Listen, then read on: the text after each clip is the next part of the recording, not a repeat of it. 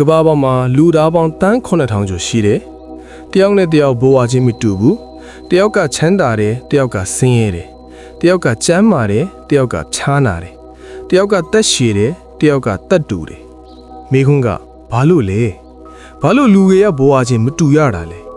ဘာလို့တယောက်ကပျော်ရွှင်ပြီးတယောက်ကဆင်းရဲဒုက္ခရောက်ရတာလဲ Knowledge မြန်မာ channel မှာပြန်လေကြိုဆိုလိုက်ပါတယ်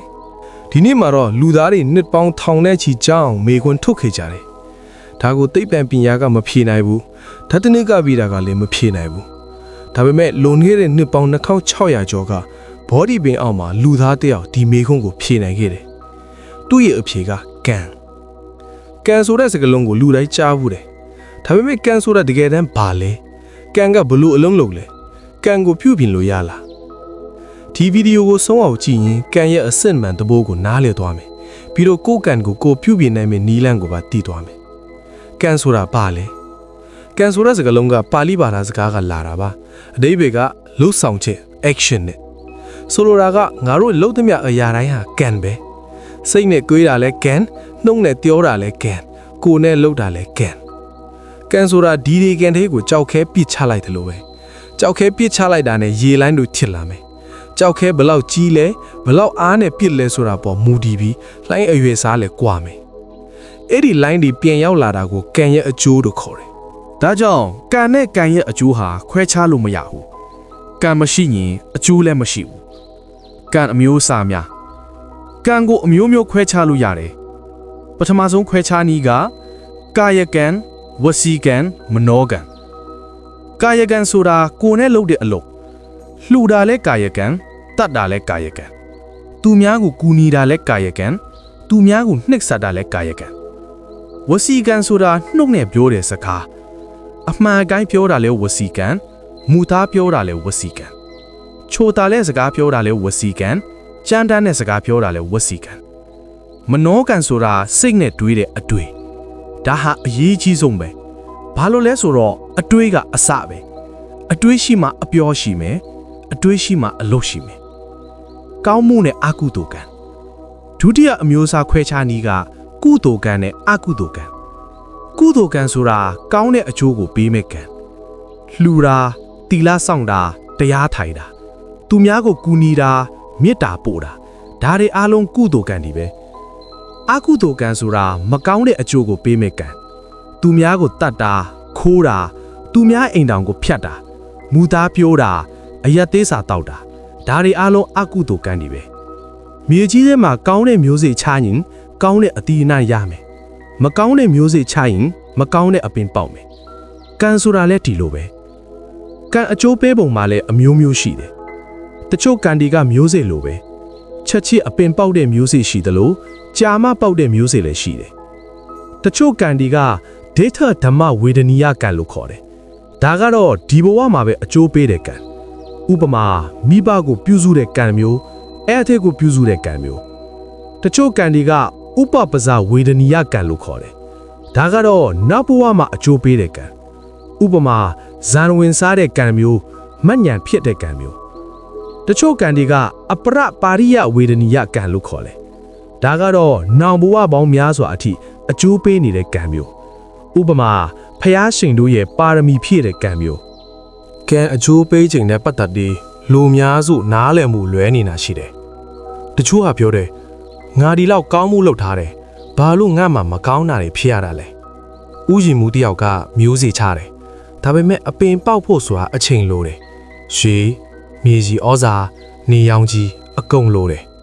ကံအကျိုးပေးဖို့လည်းအခြေအနေတွေပြည့်စုံဖို့လိုတယ်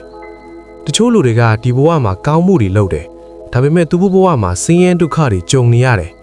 ဘာလို့လဲဆိုတော့အတိတ်ဘဝကအကုသိုလ်ကံတွေအရင်အကျိုးပေးနေလို့ပဲဒါပေမဲ့ကောင်းမှုကံတွေကပျောက်မသွားဘူးအချိန်တန်ရင်အကျိုးပေးစမြဲပဲဒါဟာတဘာဝတရားပဲကံကိုပြုပြင်နိုင်သလားအမေအများဆုံးမေးခွန်းကငါ့မှာအကုသိုလ်ကံတွေအများကြီးရှိတယ်အဲ့ဒါတွေကိုပြုပြင်လို့ရလားဘုန်းတော်ဘာသာအဆိုအမိန့်အရပြုပြင်လို့ရတယ်အကုသိုလ်ကံဆိုတာ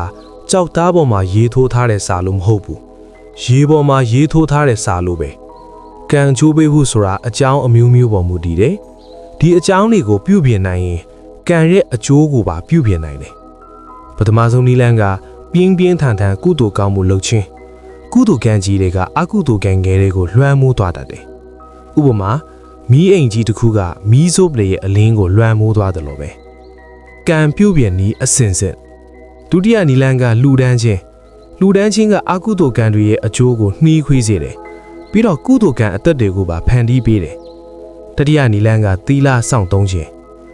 ၅ပါးသီလစောင့်သုံးတာဟာအကုသိုလ်ကံတက်တွေမဖြစ်အောင်ကာကွယ်ပေးတယ်။စတုထနီလန်ကတရားထိုင်ခြင်းကအကုသိုလ်ကံဟောင်းတွေကိုပါတုတ်တင်ပြစ်နိုင်တယ်။ဥပမာ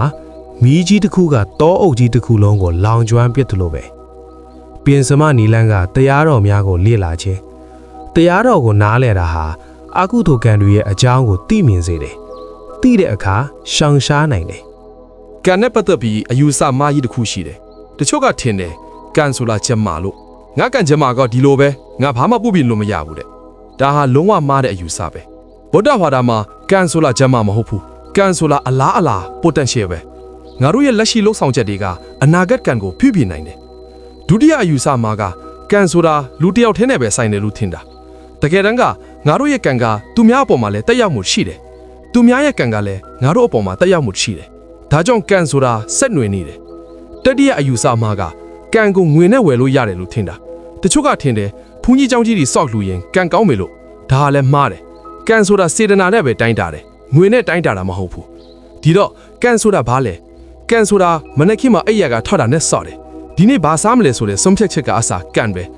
ကံဆိုတာဒီနေ့လမ်းမှာတွေ့တဲ့ထူထောင်စားကိုကုညီဖို့ဆုံးဖြတ်တာလဲကံပဲကုညီခြင်းကကောင်းတဲ့ကံလှစ်လူရှူခြင်းကဘာမှမဟုတ်တဲ့ကံဆဲဆိုခြင်းကမကောင်းတဲ့ကံညအိယာဝင်ကနေမှဒီနေ့လောက်ခဲ့တာတွေကိုပြန်စဉ်းစားတာဒီနေ့ကောင်းတာတွေဘာလုပ်ခဲ့လဲမကောင်းတာတွေဘာလုပ်ခဲ့လဲဒါကလည်းကံပဲဗုဒ္ဓဘာသာမှာကံဆိုတာအပြစ်ပေးတဲ့စနစ်မဟုတ်ဘူးစူချတဲ့စနစ်လည်းမဟုတ်ဘူးကံဆိုတာတဘာဝနိယာမတစ်ခုပဲမျိုးစေ့ချရင်အပင်ပေါက်မယ်ဆိုတဲ့တဘာဝနိယာမလို့ပဲ